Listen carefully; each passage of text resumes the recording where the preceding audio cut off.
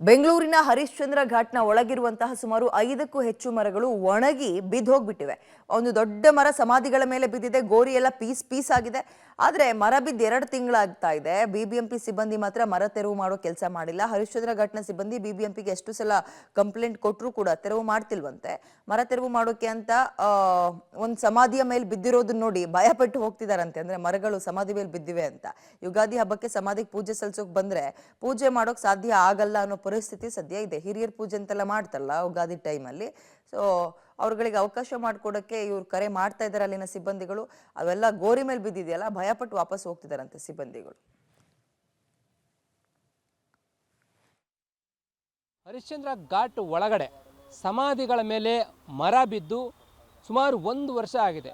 1 ವರ್ಷ ಆದರೂ ಕೂಡ ಅದನ್ನು ತೆರವು ಮಾಡಿಲ್ಲ. ಗೋರಿಗಳೆಲ್ಲವೂ ಕೂಡ ಡ್ಯಾಮೇಜ್ ಆಗಿದೆ. ಇನ್ನೂ ಕೂಡ 4-5 ಮರಗಳು ಬೀಳೋ ಪರಿಸ್ಥಿತಿ. ಆದರೆ ಸಮಾಧಿ ಹರಿಶ್ಚಂದ್ರ ಘಾಟ್ ಅಂತ ಹೇಳಿ ಭಯ ಪಟ್ಕೊಂಡು ಬಿಬಿಎಂಪಿ ಅರಣ್ಯ ವಿಭಾಗದವರು ಇಲ್ಲಿ ಬಂದು ಕೆಲಸ ಮಾಡಲಿಕ್ಕೆ ಹಿಂದೇಟಾಗ್ತಾ ಇದ್ದಾರೆ. ಪರಿಸ್ಥಿತಿ ಹೇಗಿದೆ ತೋರಿಸ್ತೀನಿ. ಇದು ಹರಿಶ್ಚಂದ್ರ ಘಾಟ್ ಒಳಗಡೆ ಇರ್ತಕ್ಕಂಥ ಗೋರಿಗಳು. ಈ ಒಂದು ಸಮಾಧಿಗಳ ಸುತ್ತವೆಲ್ಲವೂ ಕೂಡ ಗಿಡ ಮರಗಳಿವೆ. ಇಲ್ಲಿ ಮರ ಬಿದ್ದಿರುವಂಥದ್ದು ತಾವು ಕಂಡು ಬರ್ತಾ ಇದೆ. ಮರ ಕಂಪ್ಲೀಟಾಗಿ ಬಿದ್ದೋಗ್ಬಿಟ್ಟಿದೆ. ಅಲ್ಲಿರ್ತಕ್ಕಂಥ ಗೋರಿಗಳ ಮೇಲೆ ಬಿದ್ದು ಎಲ್ಲವೂ ಕೂಡ ಡ್ಯಾಮೇಜ್ ಆಗಿದೆ. ಅಂತಹ ಪರಿಸ್ಥಿತಿಯಲ್ಲಿ ಇದು ಡ್ಯಾಮೇಜ್ ಆಗಿ ಬಿದ್ದು ಸುಮಾರು 1-1.5 ವರ್ಷ ಆದರೂ ಕೂಡ ಬಿಬಿಎಂಪಿಯವರು ಎಚ್ಚೆತ್ಕೊಂಡು ಈ ಮರವನ್ನು ತೆರವು ಮಾಡಿ ಅದನ್ನು ಕಟಾವು ಮಾಡಿ ಕ್ಲೀನ್ ಮಾಡೋದಕ್ಕೆ ಮುಂದಾಗ್ತಾ ಇಲ್ಲ. ಕಾರಣ ಈ ಸಮಾಧಿ ಅಂತೇಳಿ ಭಯಪಟ್ಕೊಂಡು ಯಾರು ಒಳಗಡೆನೇ ಬರಲ್ಲ ಅಂತೇಳಿ ಇಲ್ಲಿನ ನಿರ್ವಾಹಕರೊಬ್ಬರು ಹೇಳ್ತಾ ಇದ್ರು. ಈ ರೀತಿ ಗೋರಿಗಳ ಮೇಲೆ ಬಿದ್ದು ಡ್ಯಾಮೇಜ್ ಆಗಿದ್ರು ಕೂಡ ಎಚ್ಚೆತ್ಕೊಳ್ಳದೆ ಬಿಬಿಎಂಪಿ ನಿರ್ಲಕ್ಷ್ಯವನ್ನು ಮಾಡ್ತಾ ಹೋಗ್ತಾ ಇದೆ. ಈ ಸಂಬಂಧಿಕರು, ಈ ಸಮಾಧಿ ಕಟ್ಟಿದಂಥ ಸಂಬಂಧಿಕರು ಕೂಡ ಒಂದು ರೀತಿ ನೊಂದ್ಕೊಂಡು ಮಾತಾಡ್ತಾರೆ. ಈ ರೀತಿ ನಮ್ಮ ಸಮಾಧಿ ಗೋರಿಗಳ ಮೇಲೆ ಈ ರೀತಿ ಬಿದ್ದಿರುವಂಥದ್ದು ಎಷ್ಟು ಸರಿ ಅಂತೇಳಿ ನೊಂದ್ಕೊಳ್ಳುವಂಥದ್ದು, ಇದನ್ನು ಎಚ್ಚೆತ್ಕೊಂಡು ಮಾಡಬೇಕಾಗತ್ತೆ. ಇನ್ನು ಆ ಭಾಗದಲ್ಲೆಲ್ಲವೂ ಕೂಡ ಮರಗಳು ಒಣಗಿದ್ದಾವೆ, ಒಣಗಿ ಬೀಳುವಂಥ ಪರಿಸ್ಥಿತಿಯಲ್ಲಿ ಇದ್ದಾವೆ. ಅಂಥವುಗಳನ್ನು ಕೂಡ ತೆರವು ಮಾಡಬೇಕಾಗತ್ತೆ. ಕೂಡಲೇ ತೆರವು ಮಾಡದೆ ಹೋದರೆ ಇನ್ನೆಷ್ಟು ಗೋರಿಗಳ ಮೇಲೆ ಮರಗಳು ಬಿದ್ದು ಡ್ಯಾಮೇಜ್ ಆಗುವ ಸಾಧ್ಯತೆ ಇದೆ.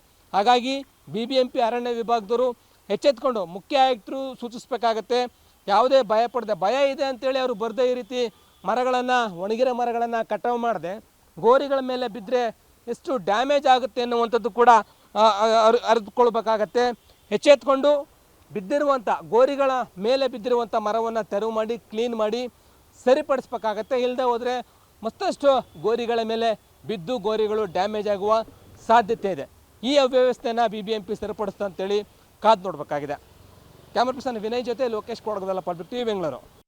2022ರಲ್ಲಿ ಗಾಳಿ ಮಳೆ ಬಂದು ಆವಾಗ ಸುಮಾರು ಒಂದು 2-3 ಮರ ಬಿದ್ದೋಗ್ಬಿಟ್ಟಿದೆ.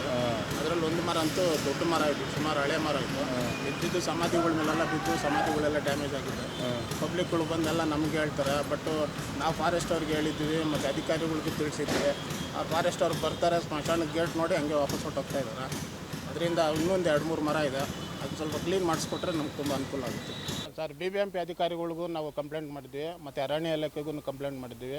ಅವರು ಸ್ಮಶಾನ ನೋಡಿದ ತಕ್ಷಣ ಒಳಗಡೆ ಬರೋಕ್ಕೆ ಭಯ ಬೀಳ್ತಾರೆ. ಗೇಟ್ ಅವ್ರಿಗೆ ಬಂದು ಮತ್ತೆ ವಾಪಸ್ ಹೊರಟೋಗ್ತಾರೆ. ಸುಮಾರು 2 ಸಾರಿ ಬಂದರು, 2 ಸಾರಿನೂ ವಾಪಸ್ ಹೋಗಿದ್ದಾರೆ. ದಯವಿಟ್ಟು ಇದೊಂದು ನಮಗೆ ಕ್ಲೀನ್ ಮಾಡಿಕೊಡ್ಬೇಕು. ಈ ಸಮಾಧಿಗಳೆಲ್ಲ ನೋಡ್ತಾರೆ, ಅವ್ರಿಗೇನೋ ಒಂಥರ ಭಯ ಆಗುತ್ತೆ. ಒಳಗಡೆ ಬರೋಕ್ಕೆ ಫಸ್ಟ್ ಆಫ್ ಆಲ್ ಕಾಲಿಡೋದಕ್ಕೆ ಭಯ ಬೀಳ್ತಾರೆ ಅವರು. ಸೊ 2 ಸಾರಿ ಬಂದು ವಾಪಸ್ ಹೋಗಿದ್ದಾರೆ. ದಯವಿಟ್ಟು ಅಧಿಕಾರಿಗಳು ಇದೊಂದು ಕೆಲಸ ಮಾಡಿಕೊಡ್ಬೇಕಾಗಿ ಕೇಳ್ಕೊಳ್ತೀವಿ.